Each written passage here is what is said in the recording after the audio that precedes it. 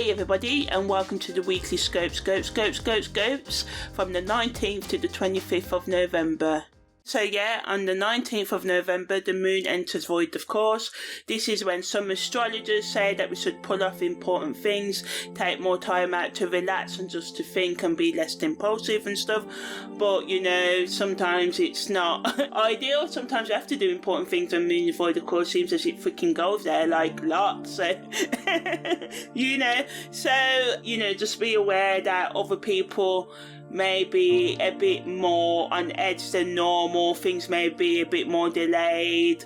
Things may change, like a decision may be made during this time and then change. So just be aware of that. But that's just life in general. You know, change is the only constant. So yeah, on the 20th of November, the moon enters Aquarius. There's also the moon enters its first quarter moon phase as well, and the sun makes a sextile to Pluto as well. So this allows us, the moon in Aquarius, to be more open-minded, be more unique and focus on ourselves as an individual, and also making social connections with like-minded people. So it's good to work with others or to network as well, as it can bring more emotional detachment to the day, and people may be more rebellious. And this doesn't need to be in a big way, just like, someone may rarely drink and they may have more drinks than normal, or just pushing their limits, or you may push your limits in some other way, but not so overdoing it, just in a nice, more pleasant, more social sort of way. So it allows us to be more determined, more motivated, and overcome any obstacles that come in the way as well. The sun sextile to Pluto allows, with this transformation, feeling more decisive and self-empowered as well. It allows us to understand our own and other people's deepest desires on a deeper level, and it encourages us to tap into our inner strength and embrace personal growth. But we have to watch out for being manipulative or more power hungry with this energy, and people being more controlling in that and even subtly manipulative. Just watch out for ways that people may overstep your boundaries and stuff. And this is not to respond in a like, oh, what you doing sort of way, kind of put fire on the flames or match to the fire, whatever, just to make the situation more explosive than normal. On the 21st of November, the moon enters void, of course, at 7:16 p.m. all times within GMT, and it's based on Vedic constellational astrology, based on where the sun and the moon and the planets like Mars and Uranus are at any given moment. On the 22nd of November, the moon enters Pisces at 7:28, as I said. So this can then make us more empathetic, but it's ruled by Neptune, so watch out for addictive, escapist, sort of overdoing it behaviours, but it's good for grounded psychic work and creative work as well. On the positive side, Mars is sextile to Pluto, gives us confidence and courage, helps us be more determined and more intense on what we're going to do. This is going to last for the next 5 to 6 days, and energy getting weaker and weaker each day, but yeah. So it just supports personal growth, and that gives us the capacity to confront challenging situations or thoughts or behaviours or relationships head on, which can eventually bring about positive changes in your career, personal goals, or your connections with others as well. But on the negative, it can lead to control and power struggle issues as well. This can lead to confrontations, and so this energy just needs to be managed carefully, and just be more mindful when interacting and reacting to others as well, because the moon in Pisces and the Neptune energy makes us more emotionally sensitive, but this can make us feel more connected to our dreams, our imagination and spirituality, and just make us more empathetic and creative, as I said before as well. It's best used to establish healthy boundaries, and as I said, watch out for being overwhelmed by emotions or becoming too escapist and just wanting the easy way out and just wanting to live in fantasy land.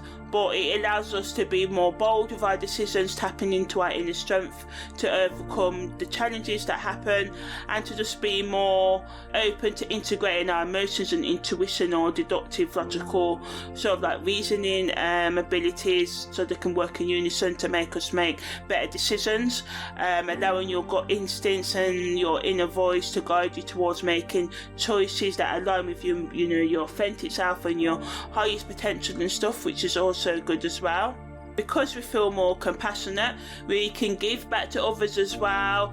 But just watch out for overgiving, just make sure you're doing it in healthy boundaries. So it's good for all kinds of charity work, and to just tap into your imagination to connect with your deeper emotions, and this can drive your creative expression, which is really, really good, because usually we can numb ourselves to our emotions because they can be painful, but they can actually be used and channeled into creating music, works of art, even just gaming or chilling. Just everything in the universe, there's a positive to a negative, so there's always the bright side. And sometimes it is hard, especially when loads of negative and hate breaks, and people leaving who you wanted to stay, and people transitioning to the next life, death and stuff like that. So it can be really hard to stay optimistic and positive. It's not easier, but in my experience, and it's not a state I'm always in, because as I just take it as life is 50-50.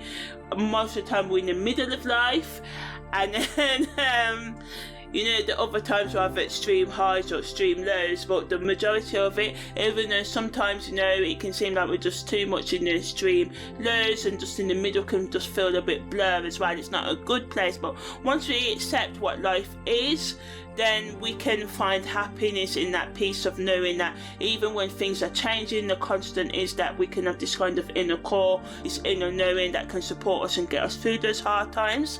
So on the 23rd of November, the Sun makes a square to Saturn.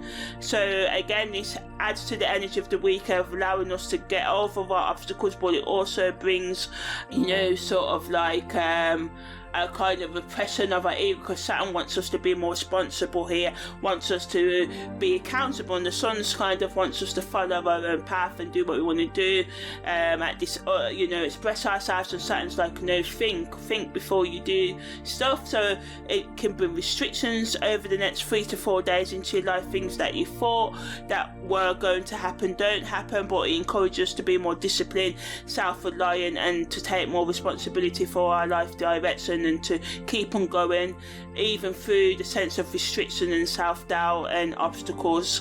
The Libra moon allows us to sort of like make the changes, be more open to the refinement and adjustment of our lives and the things we need to change to reach our goals as well. It provides the opportunity to analyse and improve our existing plans or projects.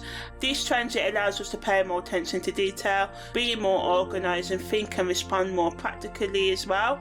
On the 24th of November, the moon enters Aries after going void of course at 3:52 a.m. in the morning. It then goes into Aries at 10:31 a.m.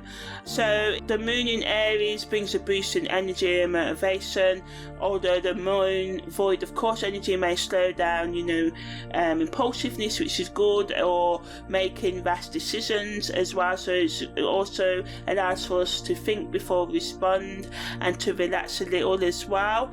But it can also make us impatient, add to the impatient and negative end, as can the moon in Aries as well. But ultimately the moon in Aries gives us some more increase in energy and motivation as well, allowing us to start new projects or continue old ones as well. And just bearing in mind that although you may want to just be all go right now, taking a break from the busyness of life can be rejuvenating, allowing for introspection, self-reflection, which can help you make better decisions. So you may be like, I want to just make a decision now, but actually taking time out could actually lead to a better decision, although it's taking more time and you may feel like you don't have enough of it at the moment as well. So just use this energy to reflect, be open to change and new ideas, and to act with more confidence as well. On the 25th of November, the moon goes into void of course at 9:43 a.m. and Mars makes a square to Saturn as well. So positively, this can bring up a lot of a surge of motivation, ambition and determination to overcome obstacles, adding to the discipline of the other aspects that bring us the ability to focus this week as well, and to keep on going even when things are hard. But negatively, it can add to the tension and conflict and frustrations because of the clash of energy between Mars, which wants to be all now, quick, and Saturn wants us to stop and think, or maybe put obstacles in our way, which can be annoying. But sometimes it's necessary from personal experience to be taught lessons, especially when you're kind of hard of hearing like I was, so yeah. The best use of this energy of today is to channel it into your goals and being mindful of potential conflicts and taking the steps needed to avoid unnecessary confrontations. This doesn't mean backing down. Sometimes we have to engage in conflict. It's not always a bad thing. It can make us better people, make our relationships stronger and stuff as well. This energy just wants us to just be more mindful of like getting into arguments where there's no need to argue at all, just being petty, but there may be necessary confrontations that must be had in relationships, especially if you've been putting them off dealing with them and stuff because you've been scared. But sometimes I said the things that we're actually scared of are the things that we need to do, or the things that can make us grow beyond what we can think. We have to always remember that when we're stuck in this loop of negative, toxic thinking, as a person who's been there a lot in their life, we can't see. So this is why we have to build things like compassion, love and empathy, because this is different from our logical, rational mind. This allows us not to go off with the fairies and let people over, cross our boundaries and stuff. That's not what it's about. It's just becoming more self-aware, more compassionate with self when you make mistakes, because when you're stuck in a negative loop of, oh, I'm always doing things wrong, or things don't work out for me, and we can just get trapped in that cycle, and it's hard to see, the love and to even think about or believe that having that more self-love and forgiveness can bring you to a place where you feel more happier and not have these negative thoughts. When you're stuck in that loop, it can be hard to think that. But if you just take that time out to become more self-aware and to forgive yourself, because all humans make mistakes, especially the ones that make it look like they don't make mistakes. So just don't let appearances fool you and stuff like that. So yeah, everybody, that was the weekly scopes from the 19th to the 25th of November. Take care and see you next time.